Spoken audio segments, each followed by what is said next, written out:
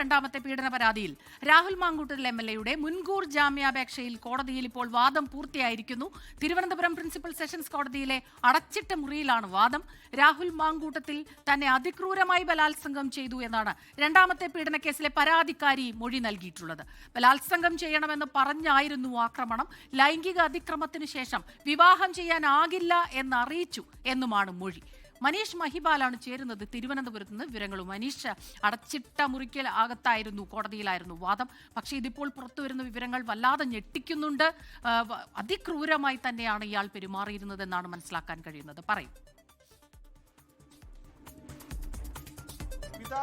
രാഹുൽ മാങ്കൂട്ടത്തിനെതിരായ ഒന്നാമത്തെ കേസിനേക്കാൾ വളരെ ഗുരുതര സ്വഭാവമുള്ളതാണ് രണ്ടാമത്തെ കേസ്. ആ രണ്ടാമത്തെ കേസും ആദ്യത്തെ കേസ് പോലെ തന്നെ ഇൻ ക്യാമറ പ്രൊസീജിയർ ആയിരുന്നു. കോടതിയിൽ അത് അടച്ചിട്ട മുറിയിൽ അതിന്റെ വാദങ്ങളൊക്കെ തന്നെ കോടതി കേട്ടിരുന്നു.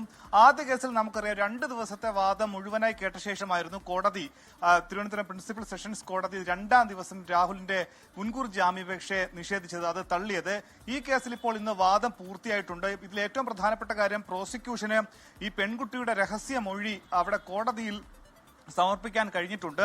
അതിലേറ്റവും രണ്ടാമത്തെ കേസ് ഏറ്റവും ശ്രദ്ധേയമാകുന്നത് പെൺകുട്ടിയുടെ മൊഴിയുടെ വിശദാംശങ്ങളാണ്. ഇന്നലെ AIG ജി പൂങ്കുഴലിയാണ് ബാംഗ്ലൂരിലെത്തിയാണ് 23-കാരിയുടെ മൊഴി രേഖപ്പെടുത്തിയിട്ടുണ്ട്. ഈ പെൺകുട്ടിക്ക് 21 വയസ്സുള്ള സമയം 2023 ഈ പെൺകുട്ടി രാഹുൽ മാങ്കൂട്ടത്തിൽ നിന്ന് നേരിട്ടത് ഗുരുതരമായിട്ടുള്ള പീഡനമായിരുന്നു. ബ്രൂട്ടൽ റേപ്പ് തന്നെയായിരുന്നു. വിവാഹ വാഗ്ദാനം ഈ പെൺകുട്ടിക്ക് നൽകിയിരുന്നു.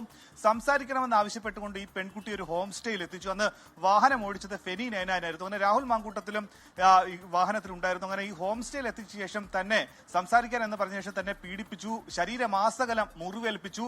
I want to rape you എന്ന് നിരന്തരം ഇയാൾ പറഞ്ഞുകൊണ്ടേയിരുന്നു.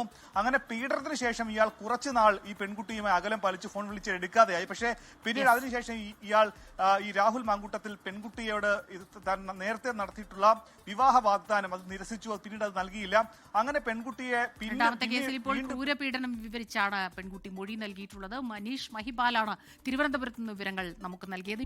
ലോകത്തെവിടെയായാലും ഏത് സമയത്തും 24 വാർത്തകളും ഓഗ്മെന്റഡ് റിയാലിറ്റി പാക്കേജുകളും എക്സ്പ്ലെയിനറുകളും വിശദമായി കാണാൻ ഞങ്ങളുടെ യൂട്യൂബ് ചാനൽ നിങ്ങൾക്ക് സബ്സ്ക്രൈബ് ചെയ്യാം.